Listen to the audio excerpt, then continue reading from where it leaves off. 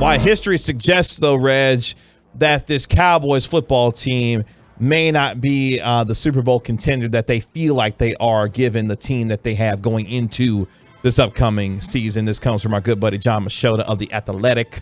The Cowboys draft and development plan can work, but they appear to be at least one move short. Now, Machota goes to a little bit of a history lesson for us when it comes to this team, what they did this offseason relative to what they had last year, but also what this team has done previously in free agency years and the lack of free agents that they've signed, going all the way back, of course, to 2012 when they signed Jermaine Brandon Carr to a 5-year, $50 million deal back in 2012. But history suggests, Reg, that you've got to make at least one move of significance in the offseason if you're going to be in true contention for a Super Bowl championship. He points to even the last 3 Cowboys teams to win a Super Bowl had defensive end, of course, Charles Haley, who they traded a second and a third round pick for in 1992. And then in 1995, when they signed Deion Sanders to a 7-year, $35 million deal, Stephen Jones. That is when the Cowboys were making moves and still competing for championships. So is this team a true Super Bowl contender without the without the moves that they've made this free agency period and in this offseason? No, and some of it is what we've talked about already early on in the show. It just feels like, what would we be talking about for like the first 5 minutes of this segment? It feels like if something goes wrong, there's not enough to weather that, and that's the nature of football. Like, this is a war of attrition. You've now moved this to a 17-game regular season. You have to win, 3 or 4 games in the postseason, and like there's just a very thin margin for error, and that is even thinner now because of like the possibility that you cannot withstand a very big amount of games lost when it comes to like from players that matter on this team. I found it really interesting, this write-up that Jon Machota did, which, I mean, he does incredible work, let's be honest, because it wasn't just in the context of the Cowboys. He went and really broke this down from the historical context of the last decade of Super Bowl champions, and maybe not in the immediate offseason preceding, but having a big-ticket player on the team, at least one, that either came through free agency or a big trade with using draft capital. And some of these I think are a little shaky. I'm not gonna lie, but like a majority of them matter, right? Like having a big ticket player that, you know, that you've gotten from the outside, or from outside of your program, your development arm. It seems to perpetuate itself. Now, I wonder how much of that is just like that's the way that a lot of people in the NFL work. So this is like maybe confirmation bias necessarily. But it's there. And if you choose to view it as such, it's really easy to be viewed that way, that a team that has made a major move in one of these avenues has gotten things done. And that's, and I mean, like, it makes sense. It's one of the 3 ways that you can get players. It would make sense that you utilize all 3. The Cowboys have seemed to be really hell-bent on really focusing on one way to develop their team.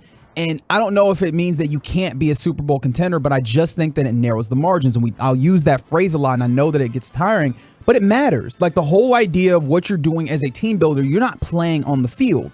Your job is to make it so that when they play on the field, they have maximum possibility of being successful.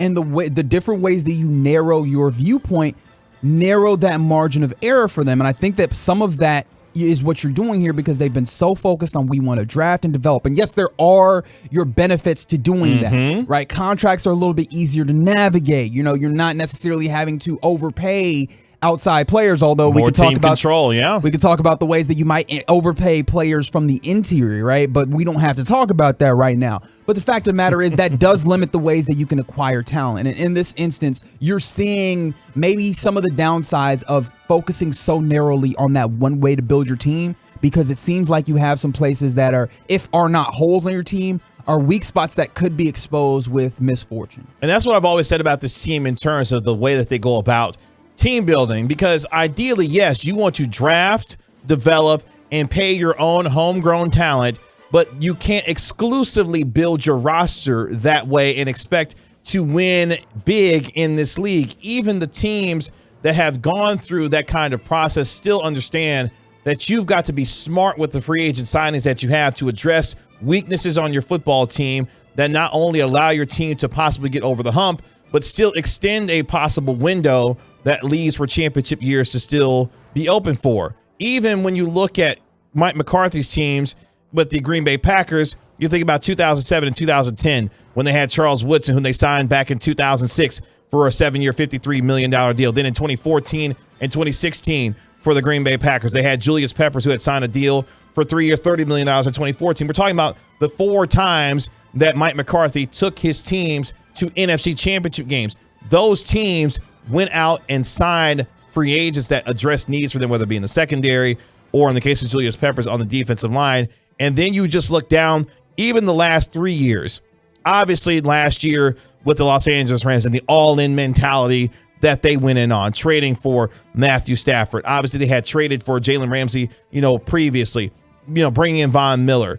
Even the the Cincinnati Bengals, they went out and signed Trey Hendrickson, who was a massive part of their improvement on their defensive line. Yeah, I did find that interesting in this, and we can run through many of years, but I don't know if necessarily it's great radio, just reading off names. However, he has it where not only Super Bowl champion, but the runner-up, both Super Bowl contenders have a player that maybe fits into the mold of the idea of going and getting a big-ticket piece for your team through either the avenue of free agency or trade. And I guess the closest you would have had to that was Amari Cooper, who would have fit squarely in that, but you decided to move away from him for what we have speculated to a few different reasons or a few different possibilities, which is maybe, to have more vocal presence, or maybe, the cost benefit analysis of maybe he costs too much for what you're ultimately getting.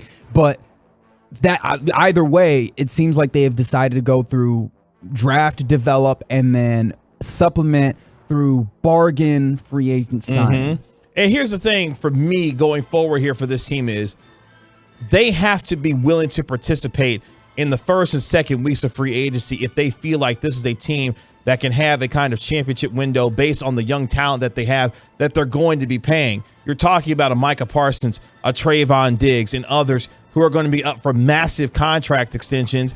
And if you think these are the guys that are going to be the core and the foundation of your team for the next 5 to 6 years, you feel like now you have to participate, because in order to win big in this league, you cannot sit out free agency and think that you're going to eventually win a championship. We've seen too many teams over the last several years be able to get those free agents and then still go on to win big in the NFL. All right, this is a question for you, and I know I probably waited till too long in this segment to ask you. You used the phrase all in, and the Ringer actually put together an all-in index, if you will, about utilizing salary cap and draft capital used, and ranked teams on how all in they seem to be. And I think the Cowboys ranked 18th in the league. And when was the last time that the Cowboys felt like they had pushed their chips all in? Because I think some of the difficulty with the Cowboys, it feels like they're playing for now and the future at the same time, all the time.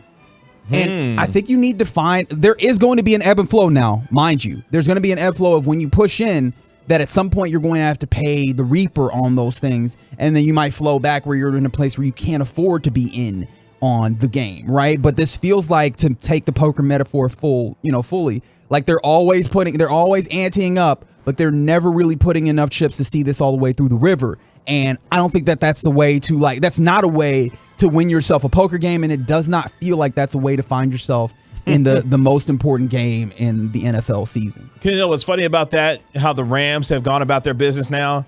People keep saying, well, the Rams are eventually going to have to pay for it when it comes to all the free agents that they've gone in on and all the players that they've gone in and paid. Guess what they figured out? Not only have they got a lot of these players under contract for years to come, the salary cap is going to continue to increase. So while you're waiting on the Rams to eventually, quote unquote, pay for it, they're going to continue to remain, it feels like, all in for a while, because they have learned not only how to manipulate the cap to get all these guys signed, but knowing that the cap, while that may not explode the way that, the NFL may have thought it was going to be, but you're still going to see $10 to $12 million increases for the next couple of years. These teams who are smart in how to manipulate the cap are going to continue to take advantage of it. And a team like the Rams seems like they're on the cutting edge of that, it feels I think more of that is just extending the window. Ultimately, the window will close, but I think what the Rams will what they'll ultimately be able to say when that window is closed and they are licking their wounds, trying to get themselves back to a place where they have an open window. We might have had 2 or 3 Super Bowl championships by that point. Got this ring though, yeah, right? And I think ultimately that's and maybe multiple ones. That's the trade-off. Is like you have to open a window and decide if you're willing to exist in that window in a full way and hope that you can get the payoff of the ultimate champion or the ultimate reward, which is that championship, which everybody seems to be playing for.